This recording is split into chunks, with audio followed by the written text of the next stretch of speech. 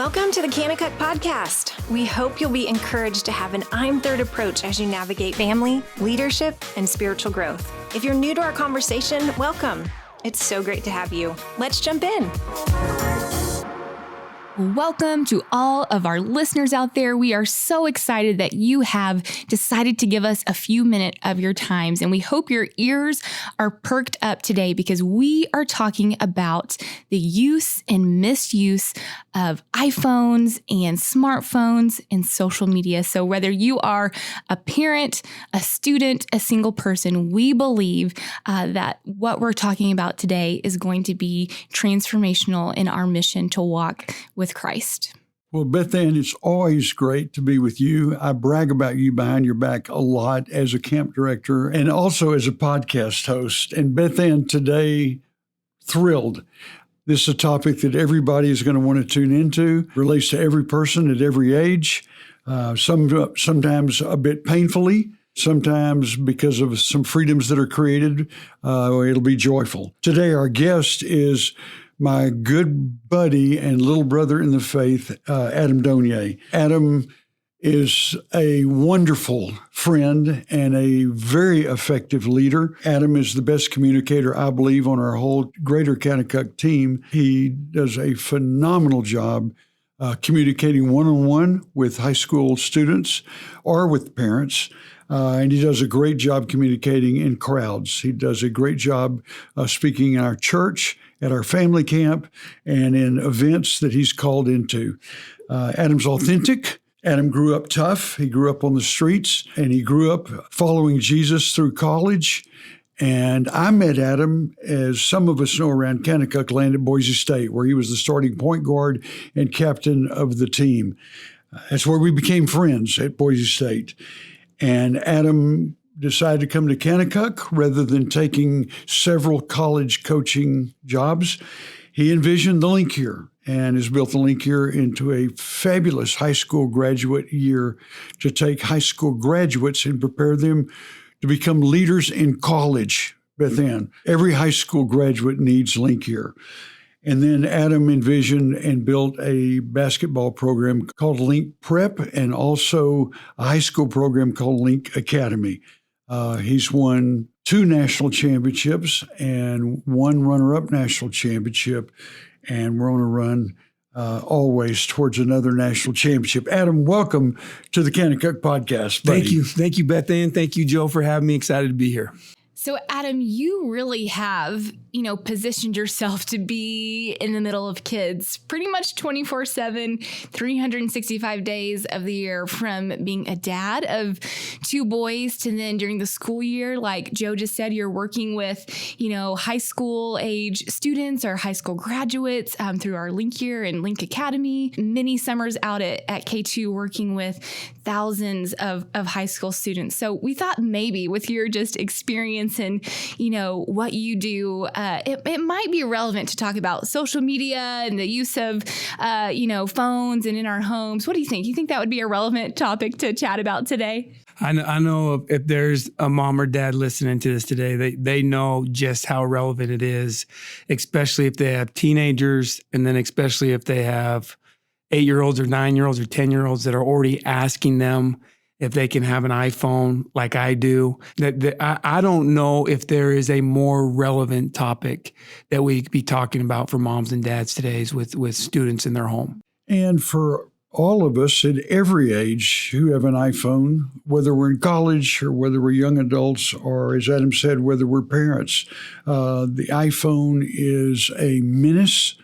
The iPhone is alluring. The iPhone is addictive. And yet the iPhone has become, a necessary tool for our communication today. Adam, I heard once that a very wise man was asked, what's the best age to give your child an iPhone? And because he was a very wise man, he responded, whatever age you want your child to start doing porn.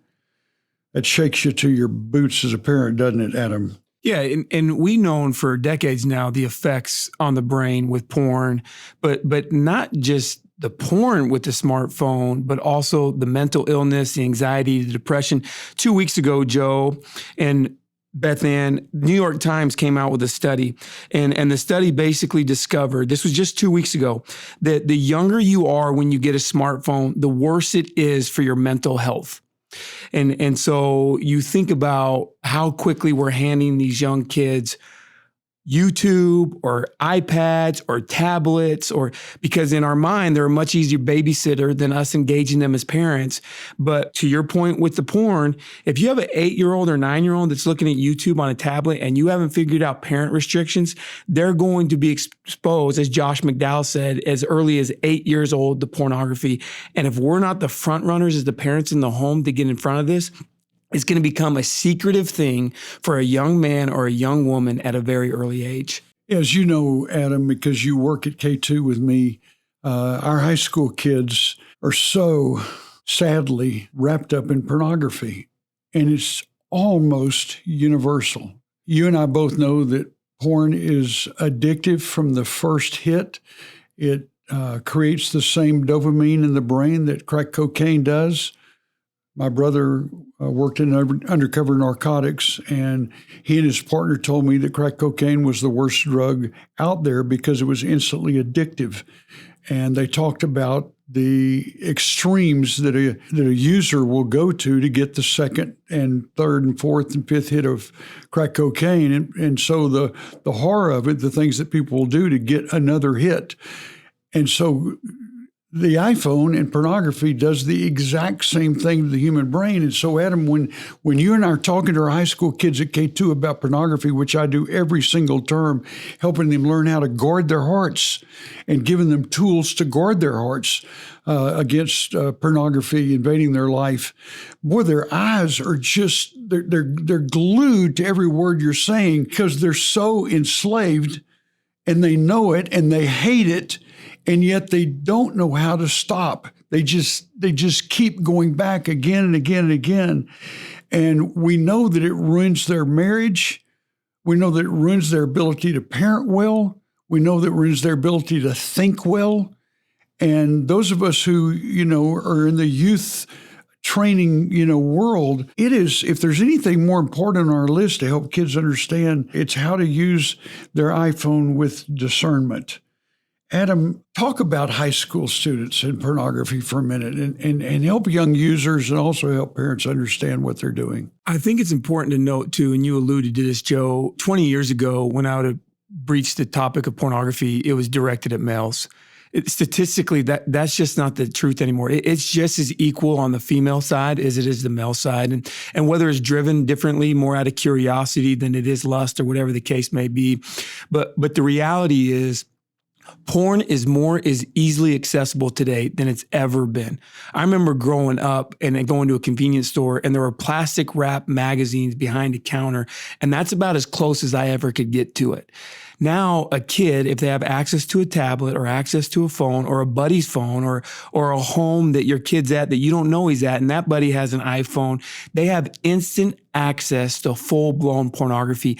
And that begins hitting dopamine and epinephrine and having effects, like you said, chemical effects that creates addictions, just like cocaine, just like any other drugs. And it's such a secretive. The enemy has done such a great job of allowing this drug to be so secretive and so in the dark that kids are able to hide it for years and years and years.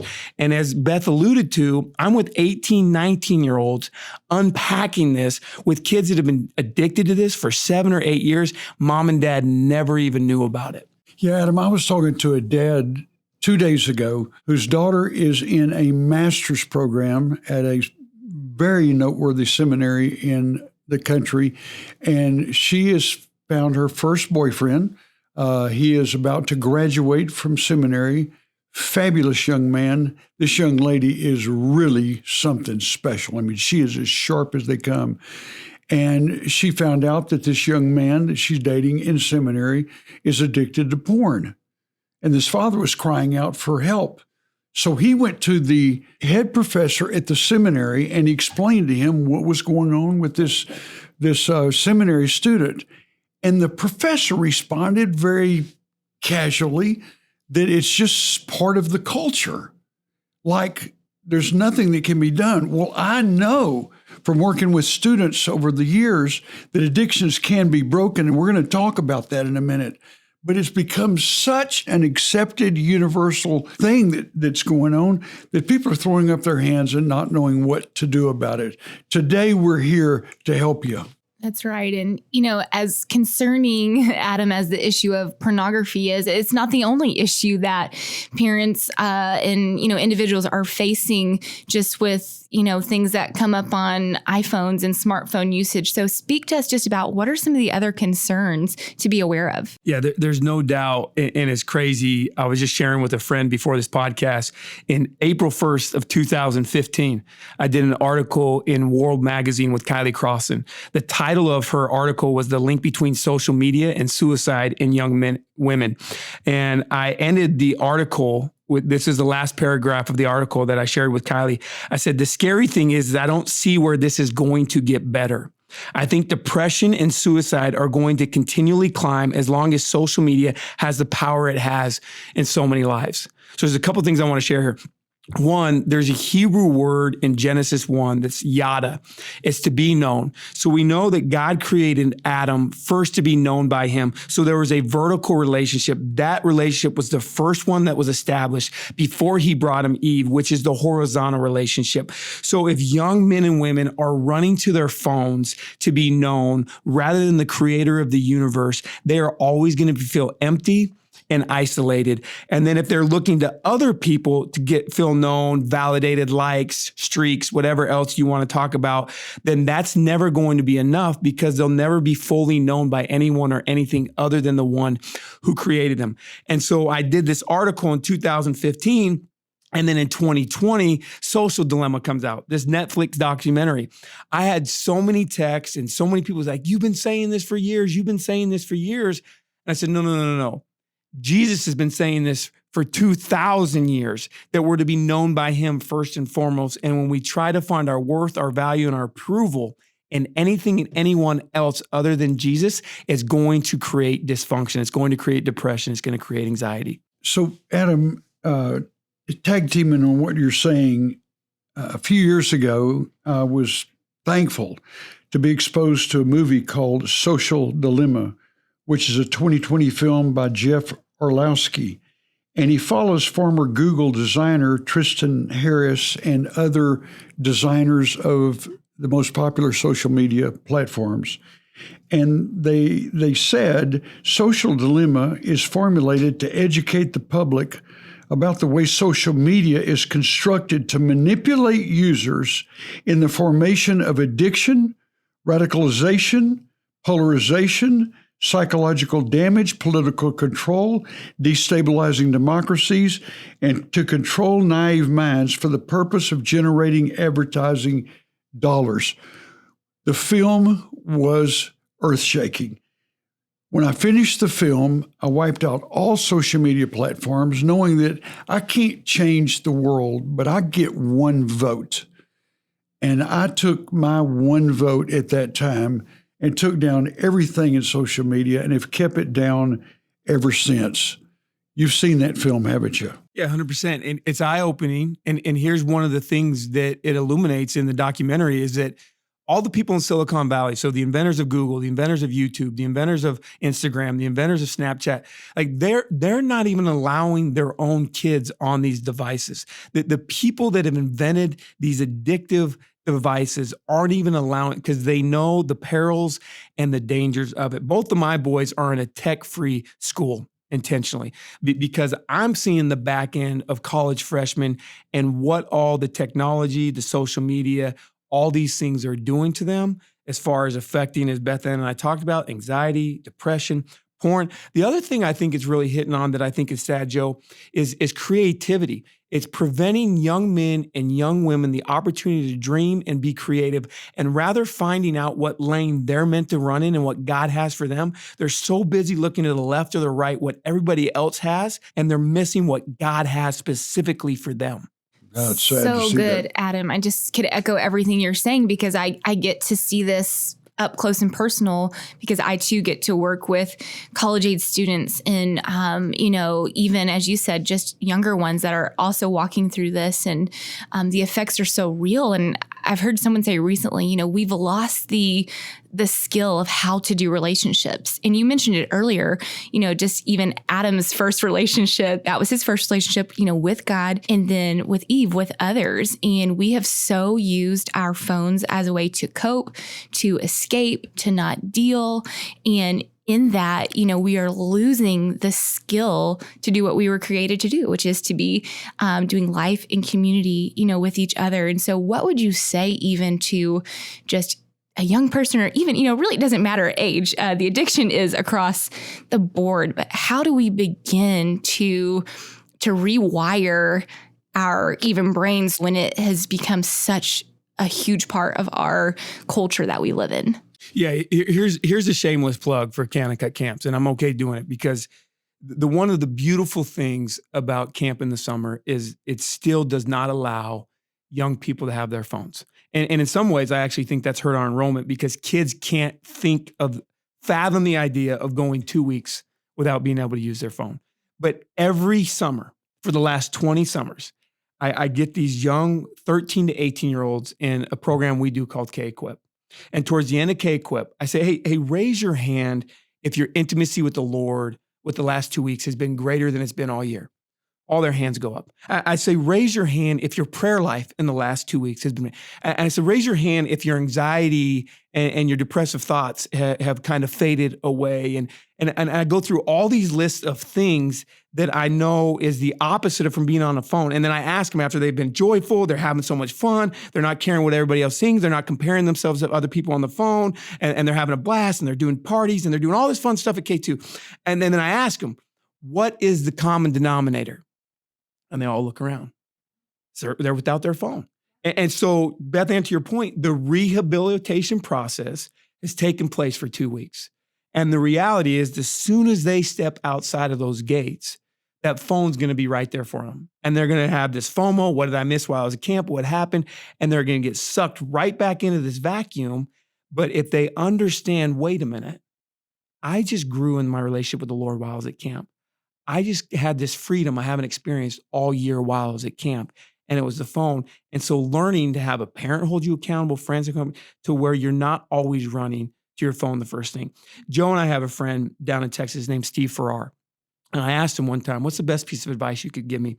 And he said, spend time reading and receiving the truth every morning because the world is only going to lie to you the rest of the day.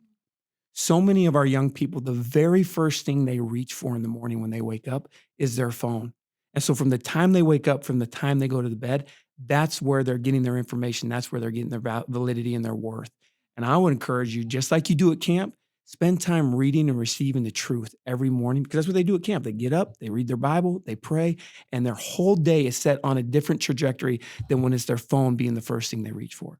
Adam, one of my favorite high school K2 kids is a young man named Owen Bronner.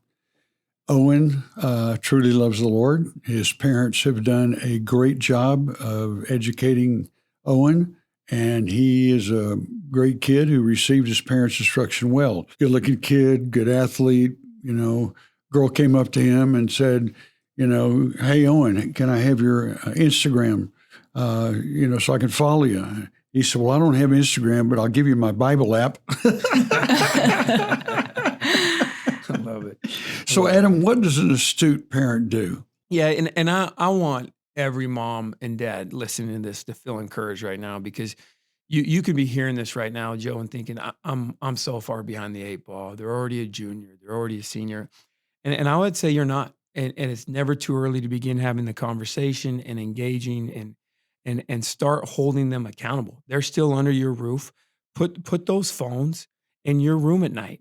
Put those laptops out in the main area, the kitchen area, the living room area. Like, don't allow a young man or a young woman the freedom to isolate themselves when you know it's for their destruction. And so I think accountability, and it's hard. Like I'm a parent. I get it. Like it is nonstop. You don't get days off as a parent. And when you start taking days off, I can assure you that the culture is going to raise them. And so here's a quick example, Joe, to encourage parents. And I know the conversations are awkward and I know they're difficult. We were just in Peru, my family of 4, with one of our mission trips that were down there serving an orphanage. And we go through all these shops in Peru that they sell all these little trinkets and all this little stuff. And you've all seen them when you've been to foreign countries. And in one of the shops, they were selling a bunch of bongs and pipes. And one of the pipes was in the shape of a male's private part, to which my youngest son grabbed it and said, "Dad, what is this?" My wife wanted to quickly move on and not even discuss it. And I said, no, baby, let's discuss it. Let's tell him what this is and exactly what this is and what it's used for.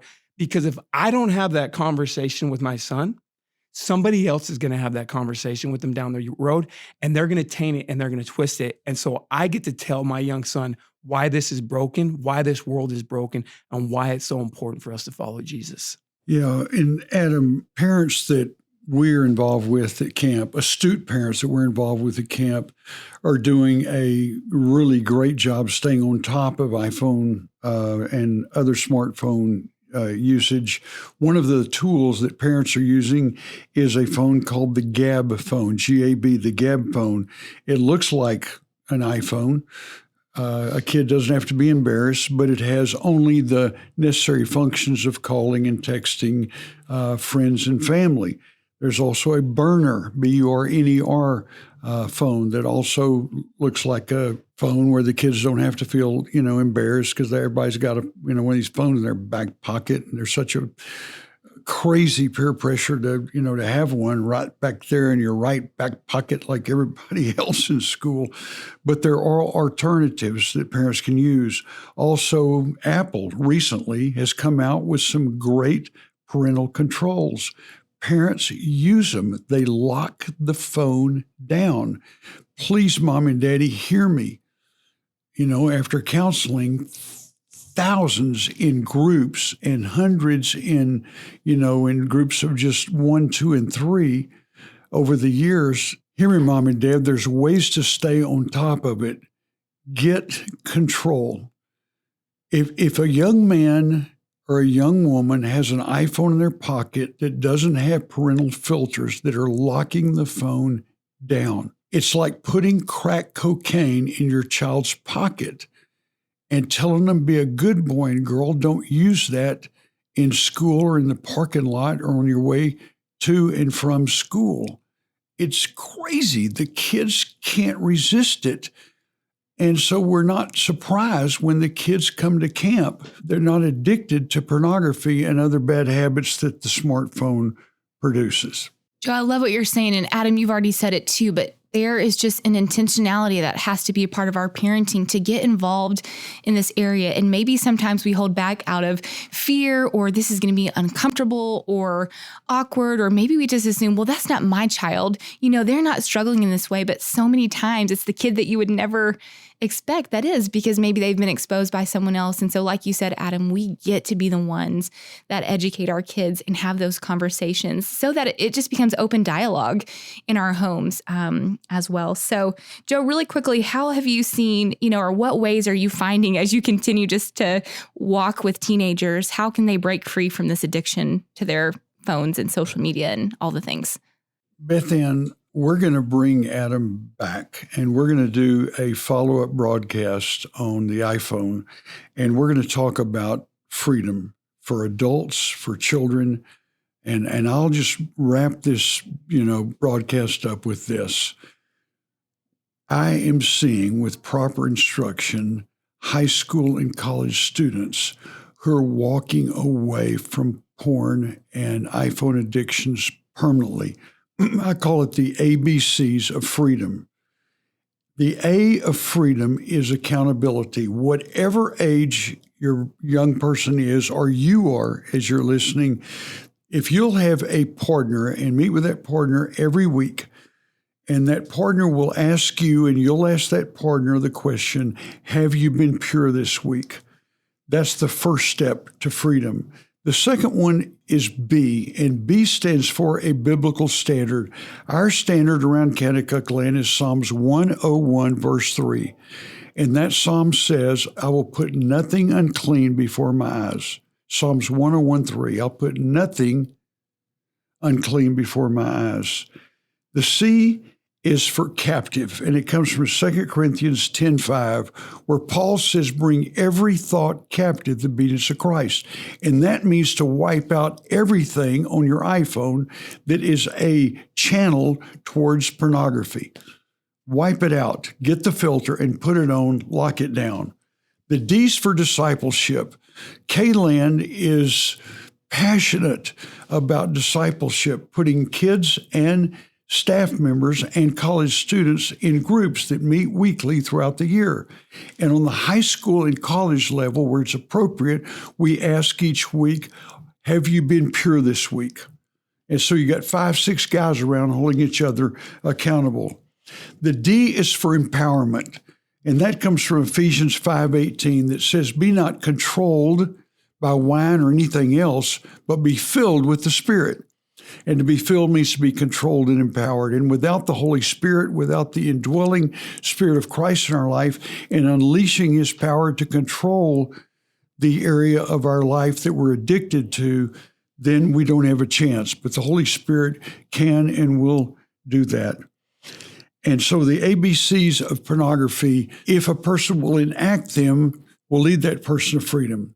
The final step, we tell our young men to write their wife a love letter.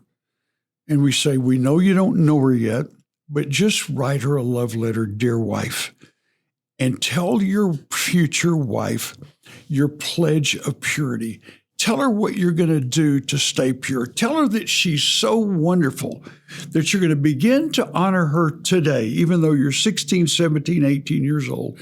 You're going to begin to honor her today by pledging to her that your eyes and your heart and everything else about you is going to be pure for the sake of the marriage. Beth Ann, it is very powerful to write this letter of purity pledge. And so we're going to come back.